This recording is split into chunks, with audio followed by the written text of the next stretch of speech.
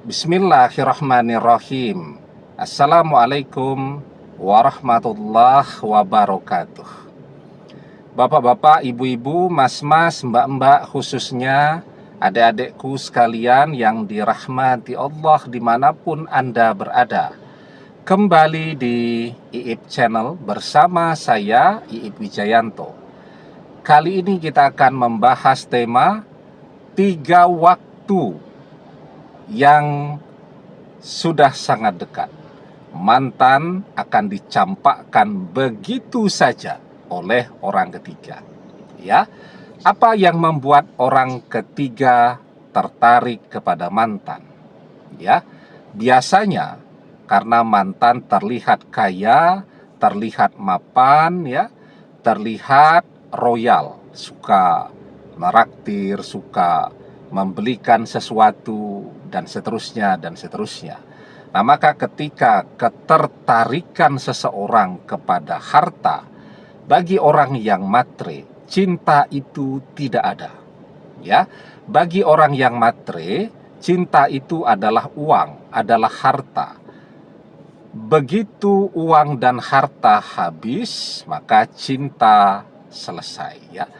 Dan kalau orang yang mencintai orangnya, perpisahan itu terjadi betul-betul bisa membuat dia menjadi menderita.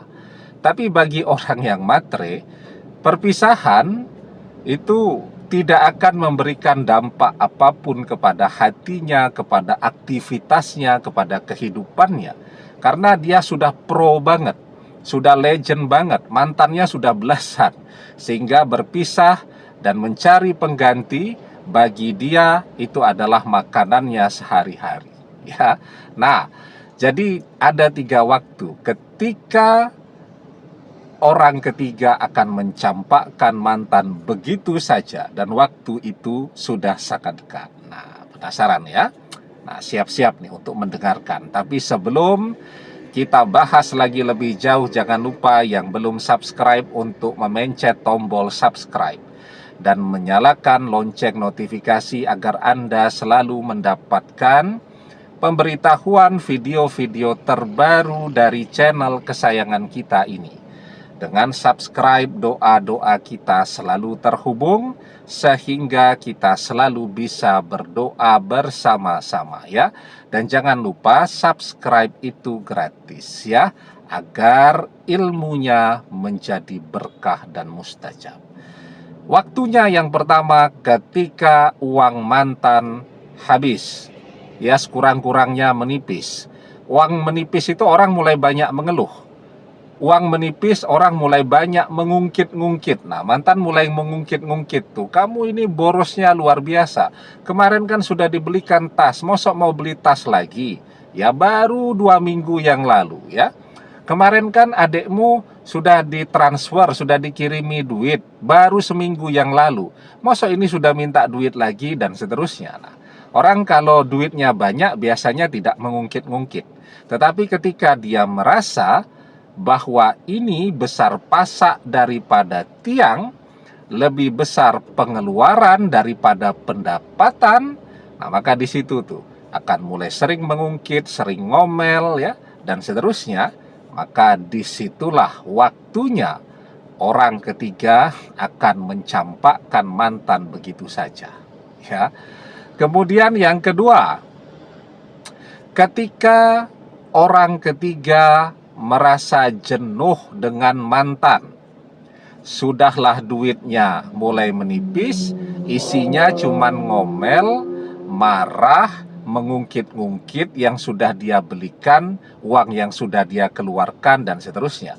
Padahal itu sesuatu yang alami, yang natural saja.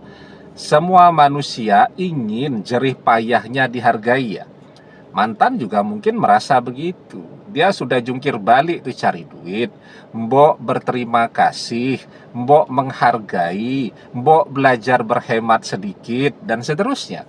Tapi kan orang ketiga tidak itu yang jadi tujuannya. Jadi tujuannya bersama mantan adalah bersenang-senang, ya. Sehingga saat dia melihat mantan mulai rajin nih ngajak bertengkarnya, dia akan merasa jenuh. ya. Dan ketika dia jenuh itu, sudahlah jenuh, setoran berkurang terus, maka itulah waktu yang kedua. Orang ketiga akan mencampakkan mantan begitu saja, ya.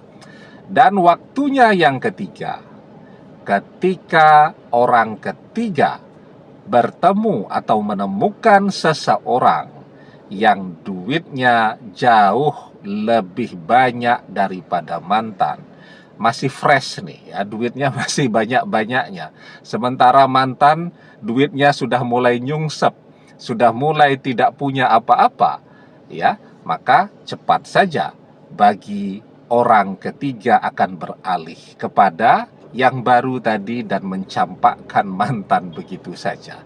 Itu 3 waktunya. Tapi pertanyaannya, ya, apakah mencari harta dengan cara menyengsarakan orang seperti ini akan membuat orang jadi kaya? Ya, kan orang ketiga kalau dia mencari harta dengan cara seperti ini, banyak loh ya orang yang dia sengsarakan. Misal suami istri itu bercerai karena suaminya direbut oleh orang ketiga. Orang ketiga mau harta dari si suami tadi. Yang sengsara siapa? Istrinya sengsara, anak-anaknya yang sedang butuh-butuhnya biaya untuk pendidikan dan seterusnya juga jadi sengsara semua. Ya, jadi gagal sekolah, jadi gagal kuliah, jadi broken home dan seterusnya. Banyak yang sengsara. Ya, doa orang-orang yang telah dia sengsarakan dan dia buat susah ini, kutukan mereka kepada orang ketiga kan akan membuat orang ketiga juga jadi susah, ya.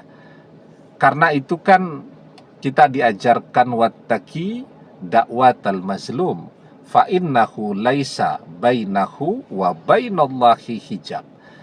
Hati-hatilah dengan doa orang yang terzolimi, karena sesungguhnya tidak ada hijab antara dia dengan Allah. Ya, jadi ya, artinya apa? Kalau orang itu tidak mau susah, jangan pernah menzolimi orang lain. Nah, kemudian yang kedua ya, yang juga tidak disadari oleh orang ketiga, mengumpulkan harta dengan cara menyengsarakan, menzolimi orang lain ya, itu justru akan membuat dia menjadi tambah melarat ya. Karena uang yang atau harta yang tidak halal seperti itu habisnya akan sangat cepat, keluarnya sangat cepat, mengalirnya sangat cepat ya. Rasa-rasanya kok baru pegang duit 10 juta tapi baru 2 hari kok sudah habis. Nah, ya jadi orang yang mencari harta dengan cara yang seperti ini, dia tidak akan mendapatkan apapun, bahkan justru sebaliknya akan membuat dia tambah tidak punya apa-apa. Maka di dalam hadis yang lain kita diajarkan, wa man tazawwajaha limaliha lam yazidhullah illa faqron. Dan barang siapa yang menikahi seseorang karena hartanya, maka Allah akan menjadikan orang itu melarat. Ya.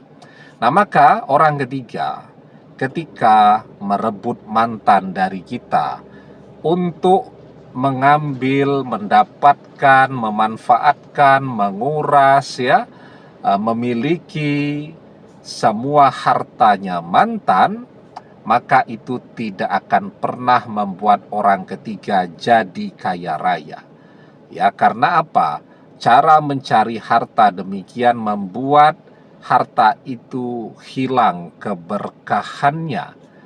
Yang terjadi pada orang ketiga, justru dia akan tambah susah, tambah tidak punya apa-apa, tambah melarat. Nah, maka ketika misal seorang istri melihat suaminya sekarang direbut ya, diambil,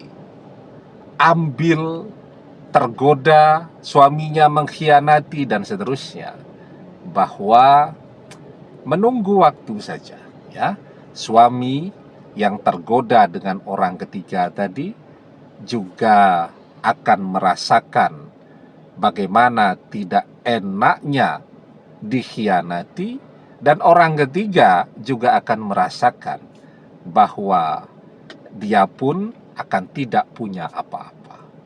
Demikian, semoga bermanfaat. Wallahu a'lam bissawab, billahi taufik wal hidayah. Assalamualaikum warahmatullahi wabarakatuh.